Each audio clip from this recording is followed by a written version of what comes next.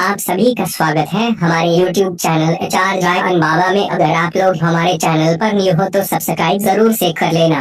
प्राचीन काल में राक्षस अपनी तपस्या के बल पर ऐसी शक्तियां प्राप्त कर लेते थे जिनके सामने टिकना देवताओं के लिए भी मुश्किल हो जाता था। राक्षस अपनी शक्तियों का प्रयोग करके आतंक और भय फैलाते थे। ऐसी ही एक घटना रक्त बीज नाम से राक्षस से जुड़ी है। रक्त बीज का अंत मां काली के हाथों हुआ, लेकिन इस दौरान गलती से मां काली का पांव भगवान शिव के ऊपर आ गया था। आइए जानते हैं उस घटना के बारे में। एक बार रक्त बीज नाम के एक राक्षस ने भगवान शिव को प्रसन्न किया और उनसे एक वरदान हासिल कर लिया। रक्त बीज को यह वरदान मिला था कि उसका खून जहां भी गिरेगा वहां से उसी के समान राक्षस पैदा हो जाएगा। रक्त बीज को अपने इस गुण पर बहुत अभिमान था, इसलिए उसने अपनी शक्तियों का गलत इस्तेमाल करना शुरू कर दिया। घमंड में चूर रक्त बीज ने देवताओं को युद्ध के लिए ललकारा।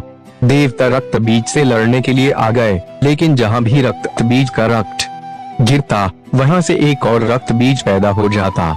इसका परिणाम यह हुआ कि बहुत सारे रक्त बीज पैदा हो गए, जिन्हें हराने का कोई रास्ता देवताओं को दिखाई नहीं दे रहा था। घबरा कर सभी देवता मां दुर्गा के पास पहुँचे और अपने प्राणों की भीख मांगने लगे।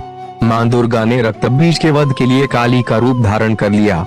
रक्त बीज को देखकर मां काली क्रोध से भर उठी और अपनी जीभ को इतना फैला लिया कि सारे रक्त बीज उसमें समा गए। अब जहां भी रक्त बीज का रक्त गिरता मां काली उसे पी जाती।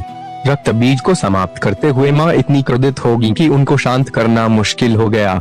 काली मां का यह रूप विनाशकारी हो सकता था, इसलिए सभी देवता भगवान शिव के पास पहुँचे और बोले कि आप ही मां का क्रोध शांत कर सकते हैं। मां काली के क्रोध को शांत करना भगवान शिव के लिए भी आसान नहीं था, इसलिए भगवान शिव काली मां के मार्ग में लेट गए।